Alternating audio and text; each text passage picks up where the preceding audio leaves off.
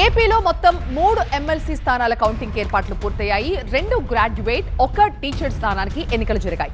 ఉత్తరాంధ్ర ఉపాధ్యాయ MLC ఎన్నికల counting విశాఖలోని ఏయూలో నిర్వహిస్తున్నారు. ఈ స్థానంలో 92.40% పోలింగ్ జరిగింది. తొలి ప్రాధాన్యం ఓటుతో ఫలితం తేలిన పక్షంలో కౌంటింగ్ ప్రక్రియ అర్ధరాత్రి వరకు కొనసాగే అవకాశం ఉంది. ఏపీలో 3 ఎమ్మెల్సీ స్థానాలకి రేపు కౌంటింగ్ జరగబోతోంది. 2 గ్రాడ్యుయేట్స్, 1 టీచర్ స్థానానికి ఎన్నిక జరిగింది. ఏయూలో ఉత్తరాంధ్ర ఉపాధ్యాయ ఎమ్మెల్సీ ఎన్నికల కౌంటింగ్ ఏర్పాట్లు పూర్తయ్యాయి. ఉత్తరాంధ్ర టీచర్ స్థానంలో 92.40% పోలింగ్ నమోదైంది. ఉదయం 8 గంటల నుంచి ఈ కౌంటింగ్ ప్రక్రియ ప్రారంభమవుతుంది. మొదటి ప్రాధాన్యత ఓట్లో గనుక విజేత ఎవరు అని తేలని పక్షంలో ఎలిమినేషన్ రౌండ్ ఉంటుంది. అర్ధరాత్రి వరకు కూడా ఈ లెక్కింపు ప్రక్రియ కొనసాగే అవకాశం కనిపిస్తోంది. కౌంటింగ్ ప్రక్రియకు సంబంధించి విశాఖ నుంచి మా సీనియర్ కరెస్పాండెంట్ ఖాజా మరిన్ని వివరాలు అందిస్తారు.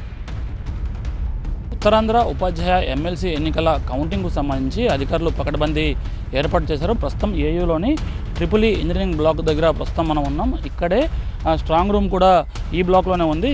ఆ స్ట్రాంగ్ రూమ్ పక్కనే కౌంటింగ్ కోసం కూడా అధికారులు పకడ్బందీ ఏర్పాటు చేశారు. రేపు ఉదయం 8 గంటల నుంచి ఈ కౌంటింగ్ ప్రక్రియ అనేది ప్రారంభమవుతుంది. దాదాపుగా 3 దశల్లో ఈ కౌంటింగ్ ప్రక్రియ కొనసాగుతుంది. 123 పోలింగ్ కేంద్రాల నుంచి బ్యాలెట్ బాక్సులు ఏవైతే పోలింగ్ అయిన బాక్సులు వచ్చాయో వాటిని స్ట్రాంగ్ రూమ్ నుంచి బయటకు తీసుకొచ్చి 20 బల్లలు ఏర్పాటు చేశారు కౌంటింగ్ కోసం. వాటిపై పెట్టి తొలి దశలో బాక్సుల్లో ఉన్న ఓట్లను 6 రౌండ్లను వెలికి తీస్తారు. దాదాపుగా ఈ ప్రక్రియ జరిగినప్పటికీ 3 నుంచి 4 గంటల సమయం పట్టే అవకాశం ఉంది. ఇక రెండో దశలో పోలైన ఓట్లకు 25 చొప్పున కట్టలు కడతారు. అలా కట్టిన ఓట్లను 1000 ఓట్లను ఒక్కో డ్రమ్ములో వేస్తారు. ఈ మేరకు ఈ రెండో దశలో కూడా దాదాపుగా 2 నుంచి 3 గంటల సమయం పట్టే అవకాశం ఉంది. ఇక తొలి ప్రాధాన్యత ఓటును బట్టి లెక్కింపు అనేది ప్రారంభిస్తారు.